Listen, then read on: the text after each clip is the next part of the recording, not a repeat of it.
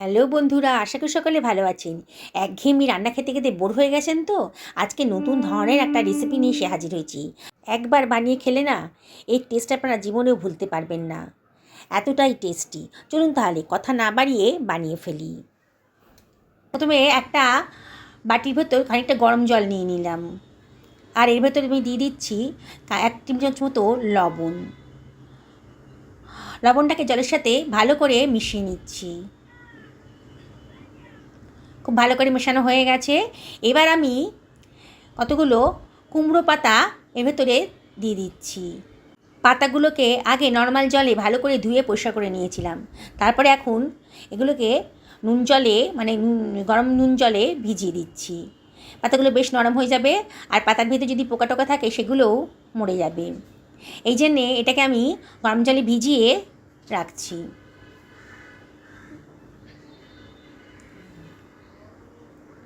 এবার এটাকে আমি সরিয়ে রাখছি।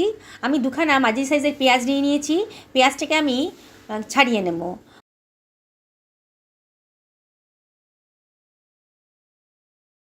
দুখানা পেঁয়াজি কাটা হয়ে গেছে।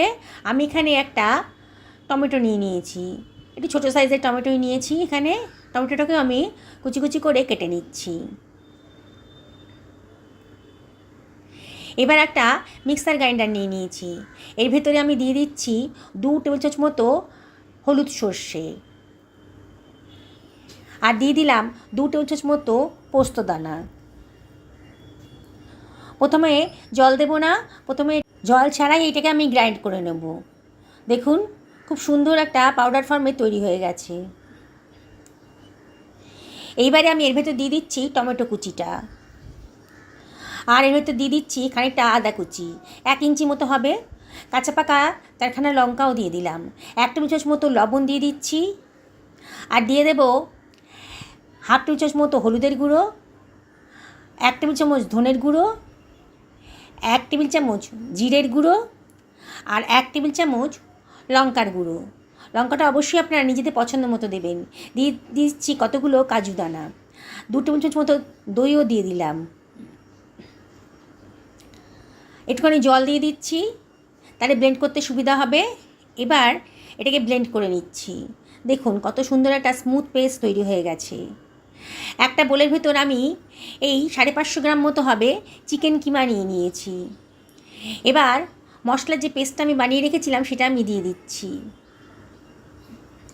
গ্রাইন্ডারটা ধুয়ে একটু জলও দিয়ে দিলাম।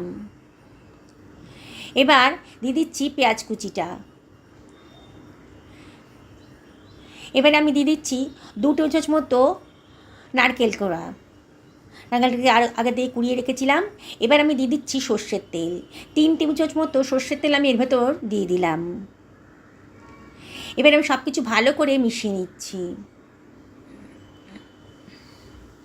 খুব ভালো করে মিশিয়ে নিতে হবে, যাতে চিকেনের সঙ্গে সমস্ত মশলাগুলো খুব ভালো করে মিশে যায়।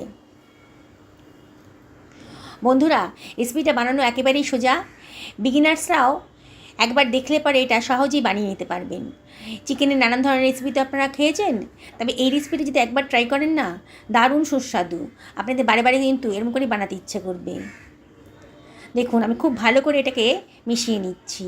কুমড়ো পাতাগুলো যেগুলোকে আমি গরম জলে ভিজিয়ে রেখেছিলাম, জলটা ঝরিয়ে নিয়েছি। নিয়ে একটা কুমড়ো পাতা আমি চপার বোর্ডের ওপর নিয়ে নিলাম, আর একখানা কুমড়ো পাতাও সাইড দিয়ে দিলাম। এরপরে আমি দিয়ে দিচ্ছি ম্যারিনেট করা চিকেন কিমাটা, 1.5 টেবিল চামচ মতো দিলাম।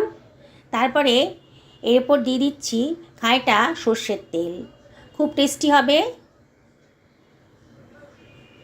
এবারে একটা কাঁচা লঙ্কাও দিয়ে দিলাম, দিয়ে সাইড থেকে পাতাটাকে মুড়ে দিচ্ছি। দেখুন, ভিডিওতে যেমন দেখাচ্ছি, আবার নিচের পোর্শনটাও মুড়ে দিলাম।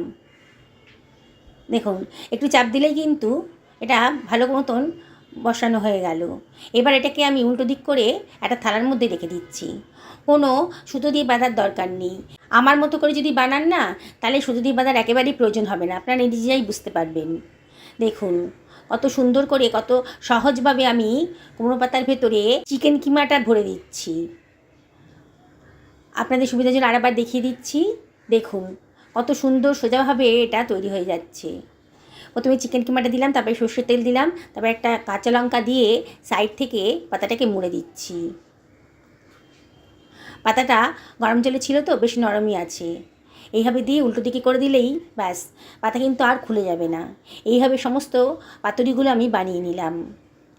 একটা ফ্রাই প্যানে আমি সর্ষের তেল দিয়ে দিয়েছি, এই 3 টেবিল চামচ মতো সর্ষের তেল দিয়েছি। এবারে তেলটা যখন বেশ গরম হয়ে গেছে তখন আমি পাতুরিগুলো ছেড়ে দিচ্ছি। একসঙ্গে সবগুলো দিতে পারবো না, ব্যাচে ব্যাচে ভাজতে হবে। আমার ফ্রাই প্যানটা যেরকম সাইজের তাতে 4টে পাতুরি আটবে। আপনাদের ফ্রাই প্যানটা যদি বড় থাকে তাহলে আপনারা এটা অনেকগুলো করে একসঙ্গে বানিয়ে নিতে পারবেন। দেখুন বন্ধুরা, বানানোটা কতটাই সোজা। এটা আমি ঢাকা দিয়ে দিলাম, হাই ফ্লেমেই রেখেছি। মিনিট 3-4 হাই ফ্লেমে রান্না করে নেব। তারপরে ঢাকাটা তুলে দিয়েছি, দিয়ে এবার এটাকে আমি একটা স্প্যাচুলা আর একটা চামচের সাহায্যে আমি এটাকে উল্টে দিচ্ছি। ওপরের পোর্শনটাকে নিচের পোর্শনে পাঠিয়ে দিচ্ছি।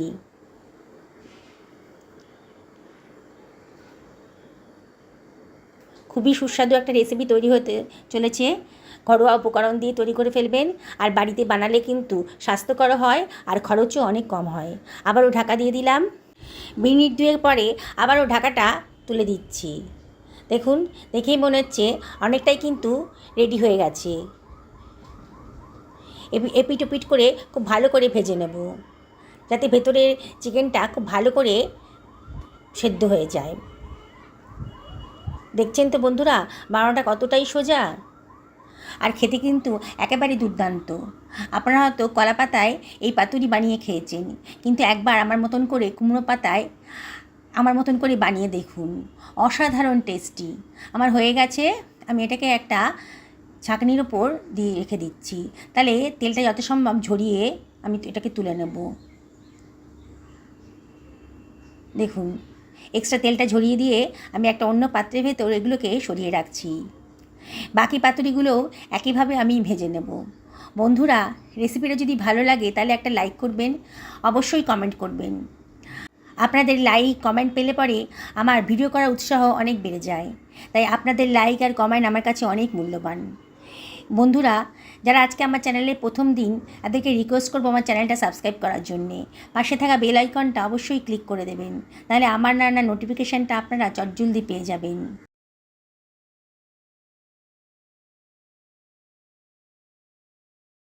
পুরনো বন্ধুদেরকে অনেক ধন্যবাদ, তাদের সাপোর্টের জন্য এতদূর আসতে পেরেছি। তাও আপনাদেরকে রিকোয়েস্ট করব, রেসিপিটা ভালো লাগলে পরে লাইক করবেন, কমেন্ট করবেন, আর বন্ধুবান্ধব আত্মীয় স্বজনের সঙ্গে শেয়ার করবেন। দেখুন বন্ধুরা, পরের ব্যাচের পাতুরিগুলো কিন্তু আমার ভাজা হয়ে গেছে। এগুলোকেও আমি একটা ছাঁকনির উপর তুলে রাখছি। তেলটা যত সম্ভব ঝরিয়ে নিয়ে এটাকে আমি অন্য একটা পাত্রের ভেতর তুলে রাখবো। দেখুন বন্ধুরা, সমস্ত পাতুরিগুলোই আমার ভাজা হয়ে গেছে। এবার গরম ভাতের সাথে খাবার পালা। যেদিনকে রেসিপিটা বানাবেন না, সেদিন অন্য কোনো পদের আর দরকার হবে না। এটা দিয়েই কিন্তু সমস্ত ভাত খেয়ে ফেলতে পারবেন।